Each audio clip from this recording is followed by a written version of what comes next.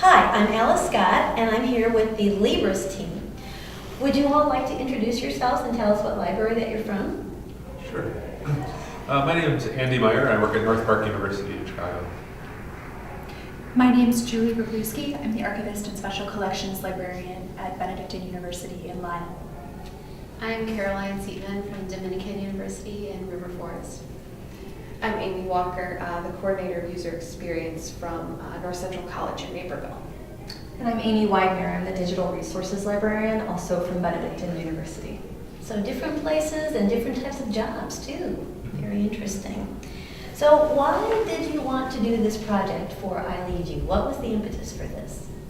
I think it was a really great opportunity for all of us to come together. All of our libraries are a member of the LIBRAS consortium, which is where we got our name from.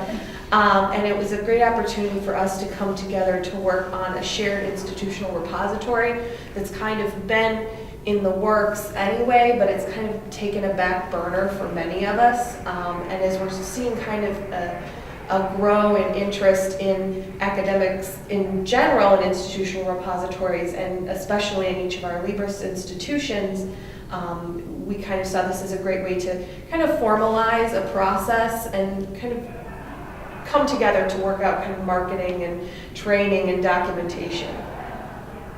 Okay. Anybody else have anything to add to that? Okay. So what exactly did you want your project to achieve, and do you think it is successful yet or so far? So we wanted to create what we're calling an IR in a box, and it would be used by our institutions and other institutions that want to create an IR, institutional repository, at their libraries. So that box would include the material that Amy was talking about, the training, the documentation, as well as educational materials for librarians and for repository users on open access and author rights and scholarly communication.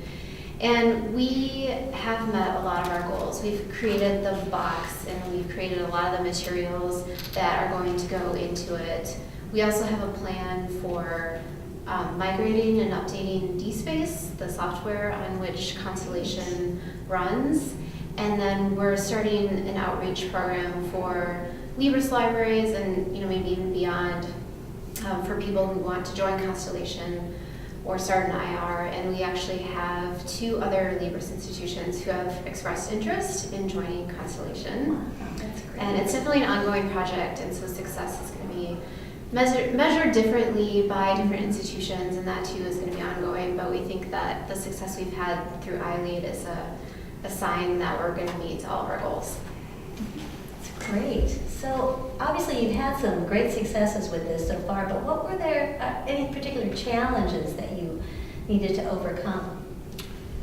Building on what Amy and Caroline said, a lot of the success was in building this and working together, we're very happy with our final product. I would say the big challenge we had was the technology piece of it. Mm-hmm. So the people at the State Library Association have been really great in helping us find resources and people, but that work is kind of ongoing in terms of what technical changes we'll need to make, how we'll be able to make them. So that's kind of the biggest challenge we ran into. The iLead USA experience was had some challenges for us as an academic team, feeling kind of like some of the programming wasn't directed totally at us, but I would say overwhelmingly, I don't want to speak for everyone here, but overwhelmingly it was a really positive experience for all of us with the sessions and then the time together as a team to kind of bring us together. So we knew each other, a lot of us knew each other as acquaintances before this experience, so it's been really great to work together. So you were able to really work well as a team because of that. It's easy to build your team. Mm-hmm. Well, with the benefit of hindsight, what do you think you might have changed in your original concept if you had it to do over again? I don't think that we would change anything from our original concept. One thing that we didn't have as part of our team was that community representative that a lot of other I Lead You teams have had. So in hindsight, it would be nice to have an outside perspective on our project to confirm that the contents of our box were kind of on par, or to keep us aligned with best practices or other expectations that somebody unfamiliar with scholarly research, open access, might be interested in. I would say that the instructors and the mentors at ILU have been very helpful, but that outside representative that wasn't connected to anything would have been very beneficial. Sometimes it's good to have different eyes looking at it from the outside in. Well, do you think, this is really an interesting project for me because it's an institutional repository. Do you think that any library could use this product that you've created? Yes, we do. It's one of the things that we've talked a lot about as the project has progressed. And though obviously we first and foremost focused on the libraries that are members of our consortium, I think one of the strengths of this is that it really can be used by anyone, anywhere. Not just looking at other schools who want to join our specific repository, but really any other school or group of schools that wanted to get started. This concept of a box, a model to follow, you're not starting from scratch. Anyone can sort of take that and build off of it and form their own shared repository.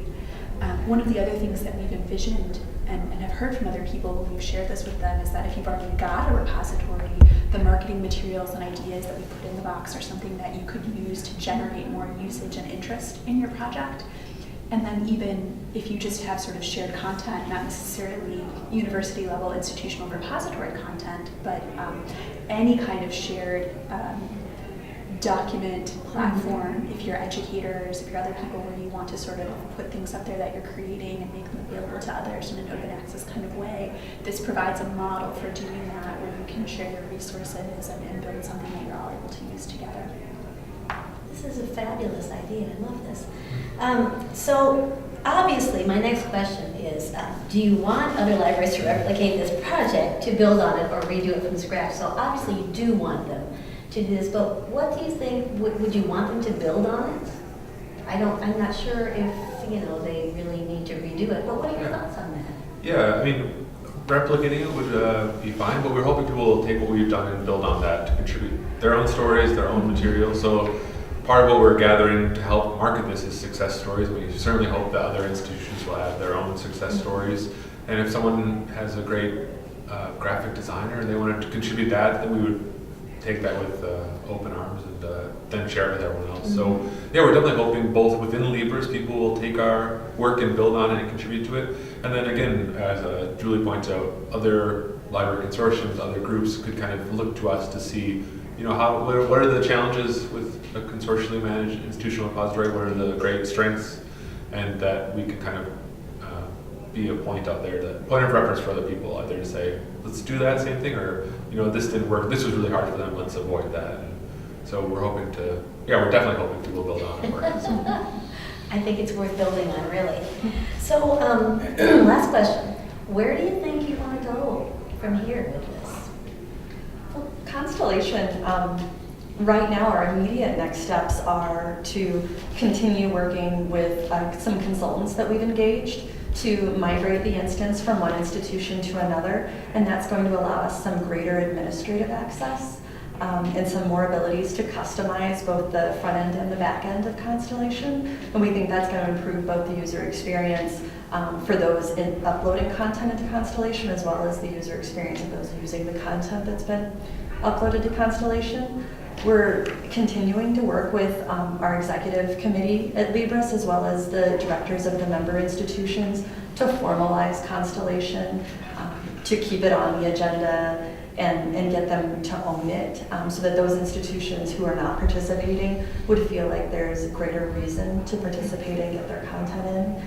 And then some more steps that we're taking is just marketing it and getting the word out about it to the schools. There's 17 institutions in LIBRAS and currently 5 participating. So we're going to go to a symposium, as a matter of fact, this upcoming weekend to talk more about scholarly resources and research and IRs such as Constellation. And then we're also going to be speaking on it at our annual meeting as well.